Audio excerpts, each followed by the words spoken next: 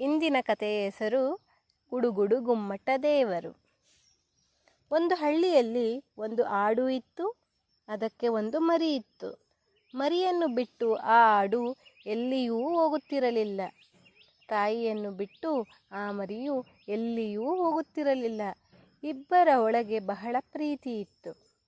ಒಂದು ದಿನ ಆ ಆಡಿನ ಮರಿಯು ತನ್ನ ತಾಯಿಯ ಹತ್ತಿರ, ಅಮ್ಮ ಅಮ್ಮ, ನಾನು ಅಜ್ಜಿಯ ಮನೆಗೆ ಹೋಗಲೋ? ಅಲ್ಲಿ ಕಡುಬು ಇದೆ, ದೋಸೆ ಇದೆ, ಚಕ್ಕುಲಿ ಇದೆ, ವಡೆ ಇದೆ ಎಂದು ಹೇಳಿತು. ಅದಕ್ಕೆ ಆಡು, ಮಗು, ದಾರಿ ಕೆಟ್ಟದು, ಆದರೆ ದಾರಿಯಲ್ಲಿ ಹೆದರಬೇಡ, ಜೋಕೆ ಎಂದಿತು. ಆಡಿನ ಮರಿಯು ಆಗಲಿ ಎಂದು ಹೇಳಿ ಅಜ್ಜಿಯ ಮನೆಗೆ ಹೊರಟು ಹೋಯಿತು. ಆ ದಾರಿಯಲ್ಲಿ ಒಂದು ನರಿಯು ಕೂತಿತ್ತು. ಆ ನರಿಯು ಆಡಿನ ಮರಿಯನ್ನು ಕಂಡು ಅದನ್ನು ಅಡ್ಡ ಕಟ್ಟಿತು. ಆಗ ಆಡಿನ ಮರಿ, ಅಣ್ಣ, ನಾನು ಹೋಗುವಾಗ ನೀನು ಯಾಕೆ ಅಡ್ಡ ಕಟ್ಟುತ್ತೀ ಎಂದು ಕೇಳಿತು. ಅದಕ್ಕೆ ಆ ನರಿಯು ಕಟಕಟನೆ ಹಲ್ಲುಗಳನ್ನು ಕಡಿಯುತ್ತಾ, ನಿನ್ನನ್ನು ಈಗಲೇ ಗುಳಕ್ಕನೆ ನುಂಗಿಬಿಡುತ್ತೇನೆ ಎಂದು ಒದರಿತು.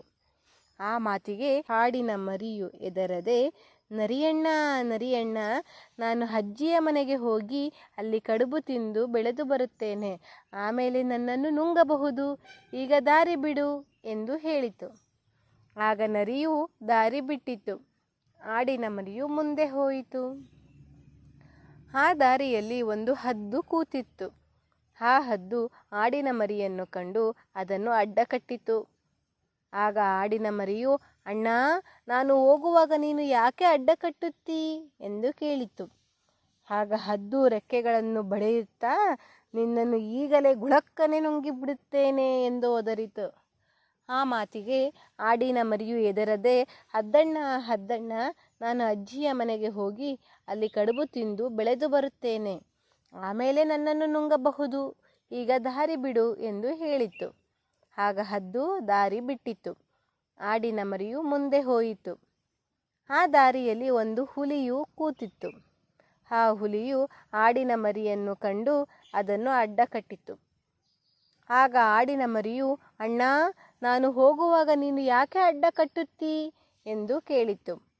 ಅದಕ್ಕೆ ಆ ಹುಲಿಯು ಬಾಲವನ್ನು ಬೀಸುತ್ತಾ, ನಿನ್ನನ್ನು ಈಗಲೇ ಗುಳಕ್ಕನೆ ನುಂಗಿಬಿಡುತ್ತೇನೆ ಎಂದು ಒದರಿತು.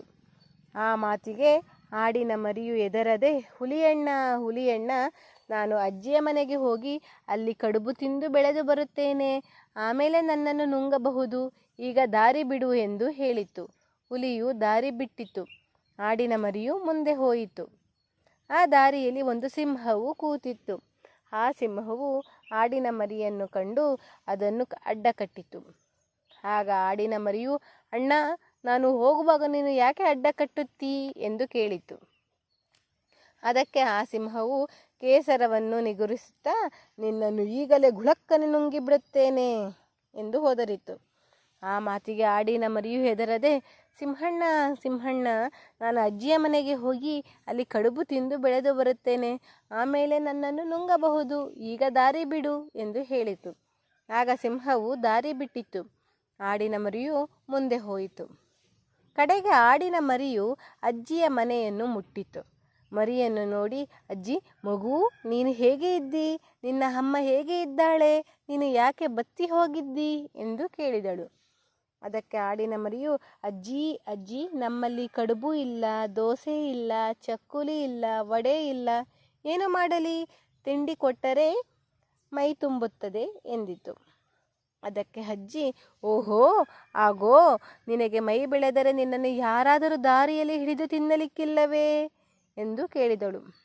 ಆ ಮಾತಿಗೆ ಆಡಿನ ಮರಿಯು, ನನಗೆ ಮೈ ತುಂಬಿದರೆ ನನ್ನನ್ನು ಹಿಡಿಯುವರೋ? ಅದಕ್ಕೆ ಒಂದು ಉಪಾಯ ಮಾಡಬೇಕು. ಸತ್ತು ಹೋದ ನನ್ನ ಅಣ್ಣನ ಚರ್ಮ ಇದೆಯಷ್ಟೇ, ಆ ಚರ್ಮದಿಂದ ನನಗೆ ಒಂದು ಡೋಲು ಮಾಡಿಕೊಡು, ನಾನು ಆ ಡೋಲಿನ ಒಳಗೆ ಅಡಗಿ ಕೂತುಕೊಂಡು ಹೋಗುತ್ತೇನೆ, ಆಗ ನನ್ನನ್ನು ಯಾರೂ ಕಾಣಲಾರರು, ಯಾರೂ ಹಿಡಿಯಲಾರರು ಎಂದು ಹೇಳಿತು. ಅಜ್ಜಿಯು ಆಡಿನ ಮರಿಯನ್ನು ಮನೆಯಲ್ಲಿ ನಿಲ್ಲಿಸಿಕೊಂಡಿತು. ಮರಿಯು ಕಡುಬು ತಿಂದು ಚೆನ್ನಾಗಿ ಬೆಳೆಯಿತು. ಒಂದು ದಿನ ಆ ಮರಿಯು, ಅಜ್ಜಿ ಅಜ್ಜಿ, ನಾನು ಇನ್ನು ನಮ್ಮ ಮನೆಗೆ ಹೋಗುತ್ತೇನೆ, ದಾರಿಯಲ್ಲಿ ನರಿ, ಹದ್ದು, ಹುಲಿ, ಸಿಂಹ ಎಲ್ಲರೂ ಕಾದುಕೊಂಡು ಇದ್ದಾರೆ, ನಾನು ಹಿಂದೆ ಬರುತ್ತೇನೆ ಎಂದು ಅವರಿಗೆ ಮಾತು ಕೊಟ್ಟಿದ್ದೇನೆ, ಕೊಟ್ಟ ಮಾತನ್ನು ಮೀರಬಾರದು, ನನಗೆ ಡೋಲು ಮಾಡಿಕೊಡುವೆಯಾ ಎಂದು ಕೇಳಿತು. ಅಜ್ಜಿಯು ಒಂದು ಡೋಲು ಮಾಡಿಕೊಟ್ಟಲು. ಆಡಿನ ಮರಿಯು ಅದರ ಒಳಗೆ ಕೂತುಕೊಂಡಿತು. ಅಜ್ಜಿಯು ಆ ಡೋಲನ್ನು ದಾರಿಯ ಮೇಲೆ ಹೊರಳಿಸಿ ಬಿಟ್ಟಳು. ಡೋಲು ಗುಡುಗುಡುನೆ ಹುರುಳುತ್ತಾ ಮುಂದೆ ಹೋಯಿತು. ದಾರಿಯಲ್ಲಿ ಆ ಸಿಂಹವು ಕಾದುಕೊಂಡೇ ಇತ್ತು. ಅದು ಡೋಲನ್ನು ಕಂಡು ನೀನು ಯಾರು ಎಂದು ಕೇಳಿತು. ಡೋಲಿನ ಒಳಗಿದ್ದ ಆಡಿನ ಮರಿಯು ನಾನು ಗುಡುಗುಡು ಗುಮ್ಮಟ ದೇವರು ಎಂದು ಹೇಳಿತು. ಸಿಂಹವು ಗುಡುಗುಡು ಗುಮ್ಮಟ ದೇವರೇ, ನೀವು ಆಡಿನ ಮರಿಯನ್ನು ಕಂಡಿದ್ದೀರೋ ಎಂದು ಕೇಳಿತು. ಅದಕ್ಕೆ ಆಡಿನ ಮರಿಯು ಆಡು ಅಲ್ಲಿ ಆಡುತ್ತದೆ, ಡೋಲು ಇಲ್ಲಿ ಓಡುತ್ತದೆ, ದಾರಿ ಬಿಡಿ ಗುಡುಗುಡು ಗುಮ್ಮಟ ದೇವರಿಗೆ ಎಂದು ಹೇಳಿ ಡೋಲು ಬಡಿಯಿತು. ಡೋಲಿನ ಶಬ್ದಕ್ಕೆ ಸಿಂಹವು ಹೆದರಿ ಓಡಿ ಹೋಯಿತು. ಡೋಲು ಗುಡುಗುಡುನೆ ಉರುಳುತ್ತಾ ಮುಂದೆ ಹೋಯಿತು. ದಾರಿಯಲ್ಲಿ ಆ ಹುಲಿಯು ಕಾದುಕೊಂಡೇ ಇತ್ತು. ಅದು ಡೋಲನ್ನು ಕಂಡು ನೀನು ಯಾರು ಎಂದು ಕೇಳಿತು. ಡೋಲಿನ ಒಳಗಿದ್ದ ಆಡಿನ ಮರಿಯು ನಾನು ಗುಡುಗುಡು ಗುಮ್ಮಟ ದೇವರು ಎಂದು ಹೇಳಿತು. ಹುಲಿಯು ಗುಡುಗುಡು ಗುಮ್ಮಟ ದೇವರೇ, ನೀವು ಆ ಆಡಿನ ಮರಿಯನ್ನು ಕಂಡಿದ್ದೀರೋ ಎಂದು ಕೇಳಿತು.